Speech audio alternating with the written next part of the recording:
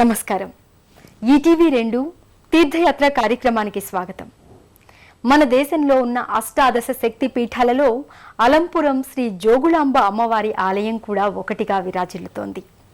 అతి పురాతనమైన ఈ ఆలయంలో శ్రీ జోగులాంబ అమ్మవారు, బాలబ్రహ్మేశ్వర స్వామివార్లు కొలువై ఉన్నారు. మహిమాన్వితమైన ఆయా ఆలయ విశేషాలేమిటో మనం ఇప్పుడు వీక్షిద్దామా?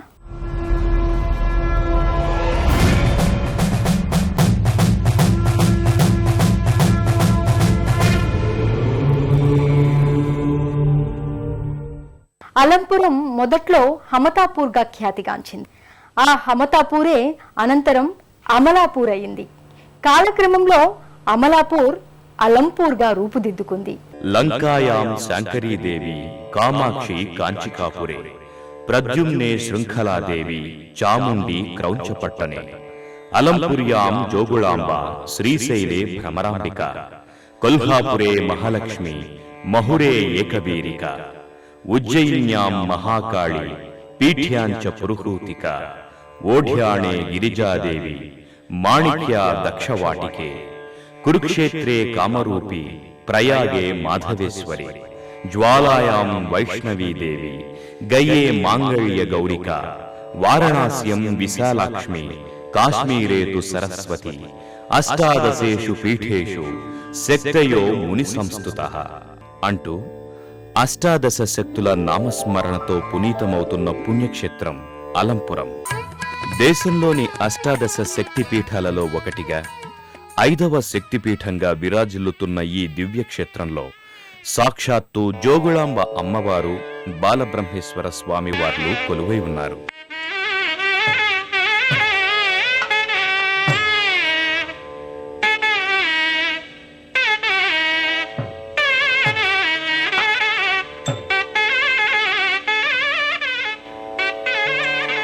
విశృంఖల అనే పేరుతో విరాజిల్లుతున్న ఈ జోగులాంబ అమ్మవారు కొలువై ఉన్న అలంపురం క్షేత్రం మహబూబ్ నగర్ జిల్లాలో ఉంది.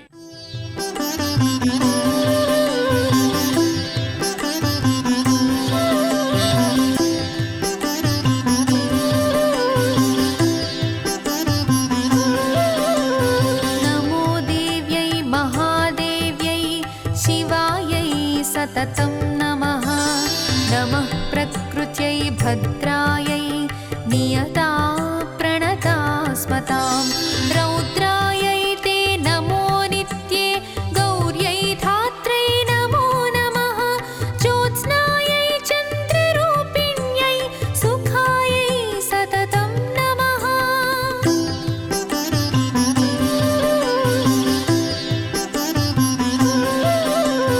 కళ్యాణ్యై ప్రాణినామృధ్యై సిద్ధ్యై కూర్మ్యై నమో నమః.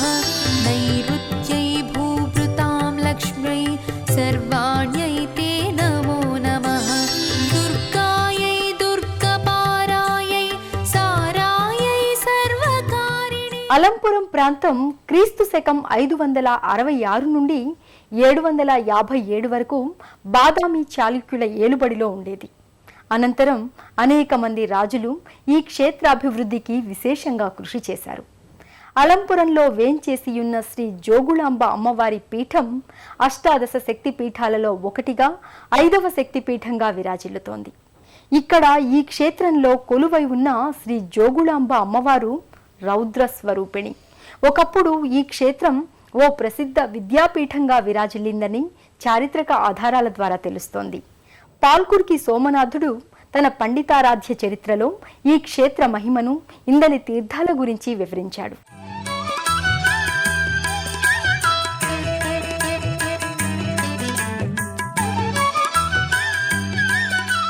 జోగులాంబదేవియై అలంపురమునందున అలరారే తల్లివే ఆది పరాశక్తివే.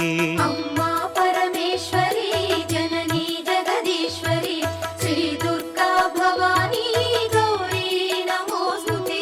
భ్రమరాంబిక రూపుతో శ్రీశైల క్షేత్రములో మల్లికార్జుని మదిలో విలసిల్లే తల్లివే.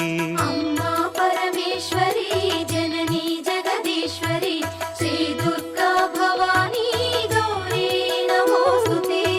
మహాలక్ష్మి తేజమై కొల్హాపురమందున కళలొలికే తల్లివే జననీ కళ్యాణి. అమ్మా పరమేశ్వరి జననీ జగదీశ్వరి శ్రీ దుర్గా భవానీ గౌరీ నమోస్తుతే. అమ్మా పరమేశ్వరి జననీ జగదీశ్వరి శ్రీ దుర్గా భవానీ గౌరీ నమోస్తుతే.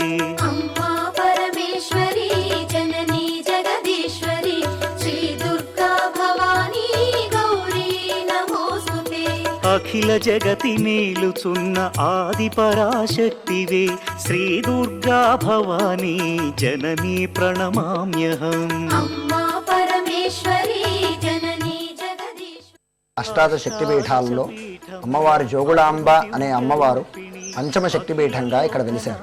ఈ అష్టాదశ శక్తిపీఠాలు ఎలా ఏర్పడ్డాయంటే, దక్ష ప్రజాపతి యాగంలో అమ్మవారు తనని తాను అగ్నిలో దహించుకున్నప్పుడు పరమేశ్వరుడు అమ్మవారి మృతకళేబరాన్ని తీసుకొని దేశాటన చేస్తూ ఉంటే విష్ణుమూర్తి తన సుదర్శన చక్రం చేత అమ్మవారి శరీరాన్ని పరమేశ్వరుడికి తెలియకుండా శరీర ఖండాల కింద ఆయన విభజించారు. ఆ ఖండాల్లో ఒక ఖండం ఇక్కడ పడ్డది. ఎక్కడెక్కడైతే అమ్మవారి ఖండాలు పడ్డాయో అవన్నీ శక్తిపీఠాల కింద ఆవిర్భవించాయి. ఇక్కడ అమ్మవారిది పై దంత పంక్తి, ఈ పై పళ్ళ సెట్ వచ్చి ఇక్కడ పడిందండి అమ్మవారు. కింది దంత పంక్తి కన్నా పై దంత పంక్తి కాస్త ఉష్ణంగా ఉంటున్నది కాబట్టి ఆ స్వరూపం కాబట్టి అమ్మవారు చాలా వేడిగా ఉంటారు. తాపస్వరూపి అంటారు. అందరి స్త్రీ దేవతలకు కూడా వెంట్రుకలు వెనక్కుంటే ఈ అమ్మవారికి మాత్రం వెంట్రుకలు పైకి ఉంటాయి. దాన్ని జట అంటారు. కేవలం ఒక పరమేశ్వరుడికి మాత్రమే ఉంటుంది ఆ జట. తర్వాత ఇంకా దేవతలందరిలోకి ఒక జోగులాంబ అనే అమ్మవారికి మాత్రమే జట ఉంటుందండి. అంటే వెంట్రుకలు ఇలా పైకి లేచి ఉంటాయి. ఆ వెంట్రుకలలో బల్లి, తేలు, కపాలము, గుడ్లగూప ఈ 4, వీటితో పాటు అమ్మవారి ఆసనం శవాసనం, ఈ పంచ కలిసి ఉంటాయి. పరమేశ్వరుడు ఎక్కువ కాలము శ్మశానవాసి కాబట్టి ఆ పరమేశ్వరుడితో పాటు ఉండే అమ్మవారి అన్ని శక్తులలోకి ఒక్క జోగులాంబ అనే శక్తి ఒకటే కాబట్టి అమ్మవారు ఈ శ్మశానానికి సంబంధించిన చిహ్నాలను ధరించి ఉంటారు. పూర్వమిచ్చట బ్రహ్మదేవుడు తపస్సు చేసి శివలింగాన్ని ప్రతిష్ఠించడం వలన ఆ లింగానికి బ్రహ్మేశ్వరుడు అనే పేరొచ్చింది. ఇతర క్షేత్రాలకు భిన్నంగా ఈ క్షేత్రంలో అనేక బ్రహ్మమూర్తులు దర్శనమిస్తాయి. శ్రీ జోగులాంబ అమ్మవారిని దర్శించుకున్న భక్తులు అనంతరం ఇక్కడకు సమీపంలోని బాలబ్రహ్మేశ్వర స్వామి వారి ఆలయానికి చేరుకుంటారు.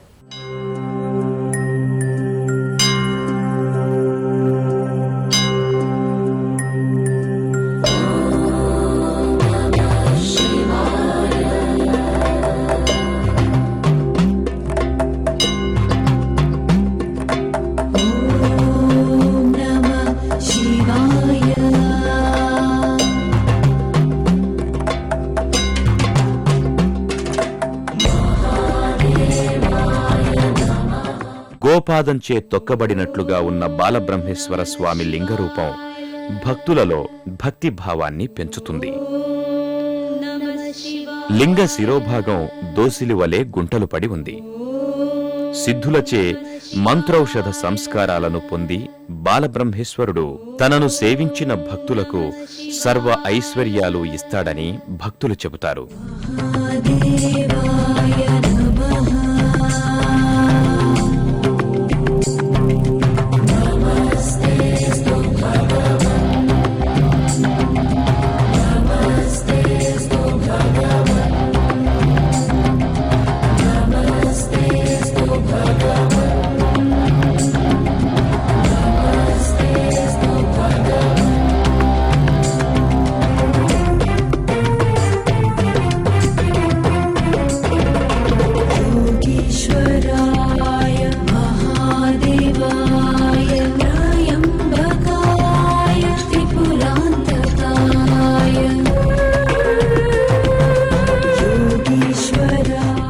దక్షిణ కాశీ అలంపురం క్షేత్రం బాలబ్రహ్మేశ్వర స్వామి ఆలయం. స్వామివారు బాలబ్రహ్మేశ్వర స్వామి. బ్రహ్మేశ్వరుడు అని ఎందుకన్నామంటే ఇక్కడ బ్రహ్మ పూర్వము తపస్సు చేయగా ఈశ్వరుడు ప్రత్యక్షమైనందువల్ల బ్రహ్మత్వాన్ని తిరిగి తాను పొందినందువల్ల ఈ స్వామిని బ్రహ్మేశ్వరుడిని మనము పిలవాల్సి వచ్చింది. ఈ స్వామి 9 ఆలయాలతో వెలిసినాడు కాబట్టి ఈ క్షేత్రాన్ని నవలింగ దివ్యభవనం అని కూడా అంటారు. ఈ స్వామివారు ప్రధానమైనటువంటి వాడు స్వయంగా వెలిసిన స్వామి. ఈ ఆలయం చుట్టూ ప్రాకారం చుట్టూ 8 దేవాలయాలు ఉన్నాయి. కుమార బ్రహ్మ, వీరబ్రహ్మ, విశ్వబ్రహ్మ, అర్కబ్రహ్మ, గరుడ బ్రహ్మ, స్వర్గబ్రహ్మ, పద్మబ్రహ్మ, తారక బ్రహ్మ. స్వామి రూపం ఏ విధంగా ఉందంటే గోష్పాద ముద్రితమైనటువంటి మహౌషధీ సంస్కారం కలిగినటువంటి రసోపేతమైనటువంటి రసలింగం. ఈశ్వరాయ మహాదేవాయ త్రయంబకాయ త్రిపురాంతకాయ కాగ్నికాలాయ కాలాగ్నిరుద్రాయ నీలకంఠాయ మృత్యుంజయాయ కాగ్నికాలాయ కాలాగ్నిరుద్రాయ. బాదామి చాళుక్యుల శిల్ప కళాభిరుచికి, ఆనాటి శిల్పుల నేర్పరితనానికి ఈ ఆలయం ఓ నిదర్శనంగా నిలుస్తోంది. ఎర్ర రాతితో రూపొందించిన ఈ ఆలయం వివిధ శిల్పచిత్ర రాజాలతో, మండపాలతో, ప్రాకారాలతో మనోహరంగా ఉండి భక్తులకు ఓ విచిత్రమైన అనుభూతిని కలిగిస్తుంది.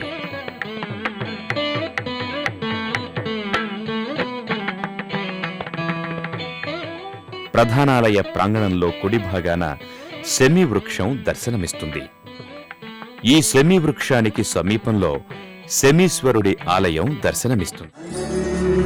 సంసార సముద్రతార నౌకాయితాభ్యా గురుభక్తిదాభ్యా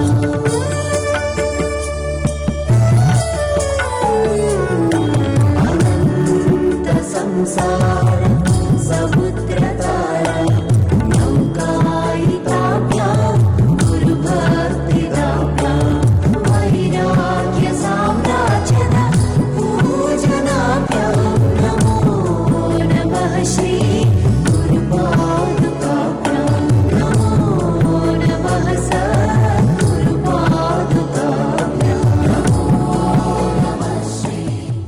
భక్తులు ప్రధానాలయంలోని 2వ మండపంలోకి చేరుకుంటారు.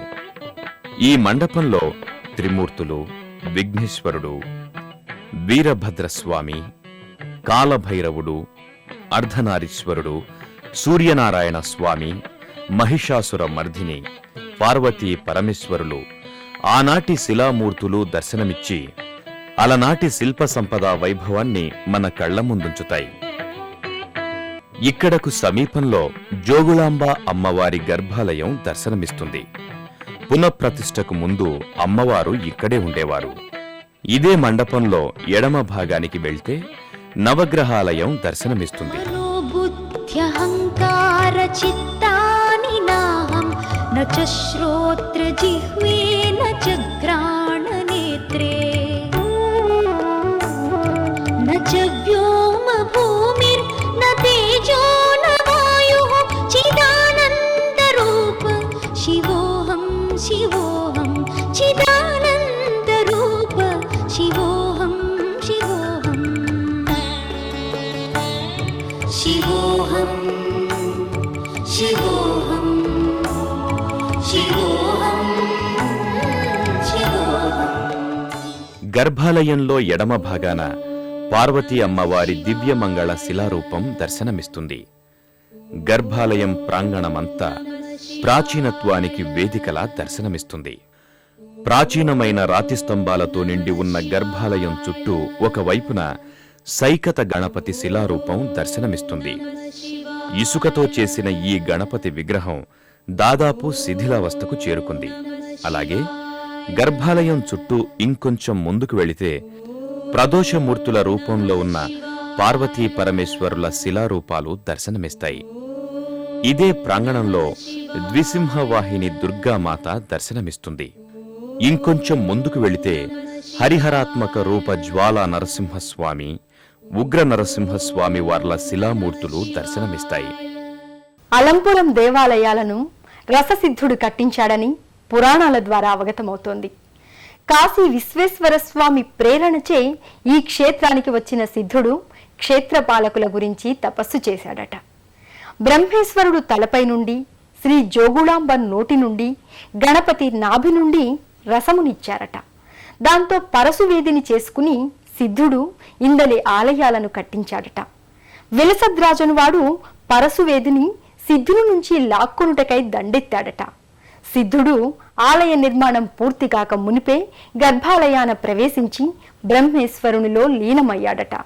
సిద్ధుని కోపముచే విలసద్రాజు రాజ్యభ్రష్టుడై అనేక సంకటములను అనుభవించి ఒక జింకచే ఉపదేశం పొంది అంతమున శివ సాన్నిధ్యం పొందాడట. దక్షిణ కాశీగా పేరు ప్రఖ్యాతులు పొందిన ఈ ఆలయమంతా బాదామి చాళుక్యుల శిల్పకళాభిరుచిని ప్రతిబింబిస్తుంది. ఈ ఆలయంలోని ప్రధాన ద్వారం సమీపంలో కామాక్షి అమ్మవారి ఆలయం దర్శనమిస్తుంది. దేవి సర్వభూతేషు విష్ణుమాయేతి శబ్దితా నమస్తస్యై నమస్తస్యై నమస్తస్యై నమో నమః. యా దేవి సర్వభూతేషు బుద్ధిరూపేణ సంస్థితా నమస్తస్యై. కామాక్షి అమ్మవారి ఆలయానికి ఎదురుగా ఏకాంబరేశ్వర స్వామి వారి ఆలయం దర్శనమిస్తుంది. या देवी सर्वभूतेषु चित्रारूपेण संस्थिता नमस्तस्यै नमस्तस्यै. ప్రధానాలయం వెలుపలి భాగంలో రేణుకాదేవి ఆలయం దర్శనమిస్తుంది. పిల్లలు లేని మహిళలు సంతాన ప్రాప్తి కోసం ఇక్కడ రేణుకా అమ్మవారికి పూజలు నిర్వహిస్తే సంతాన ప్రాప్తి కలుగుతుందని విశ్వసిస్తారు. ఆ కారణంగానే మహిళలు ఇక్కడ రేణుకా అమ్మవారిని భక్తి శ్రద్ధలతో కొలుస్తారు.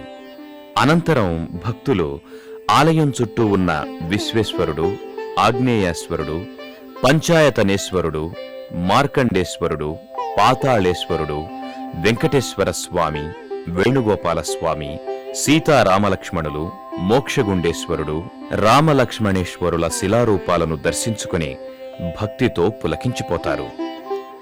కొన్ని రసతంత్ర గ్రంథాలలో అలంపురం క్షేత్రాన్ని ప్రస్తావించడం జరిగింది. అలాగే ఇక్కడున్న నవబ్రహ్మాలయాలను బాదామి చాళుక్య రాజైన 2వ పులకేశి నిర్మించినట్లు చారిత్రక ఆధారాల ద్వారా తెలుస్తోంది.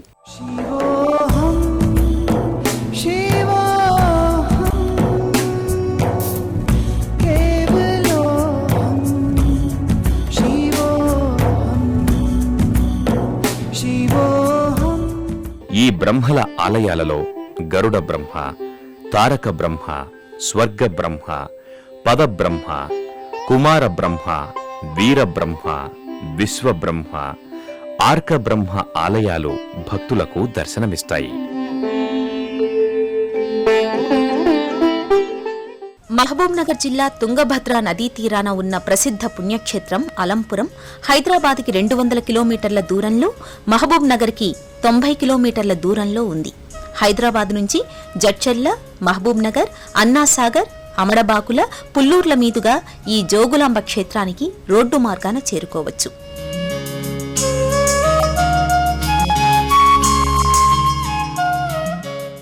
పరమేశ్వరి శక్తి స్వరూపిణి, అమ్మలగన్న అమ్మగా, ఆది పరాశక్తిగా పూజలందుకుంటున్న అలంపురం శ్రీ జోగులాంబ అమ్మవారి కరుణా కటాక్ష వీక్షణాలు మనందరి మీద ఉండాలని కోరుకుంటూ మరో తీర్థయాత్రలో మరో ఆలయ సందర్శనంతో మళ్ళీ కలుసుకుందాం. అంతవరకు సెలవా మరి. నమస్కారం.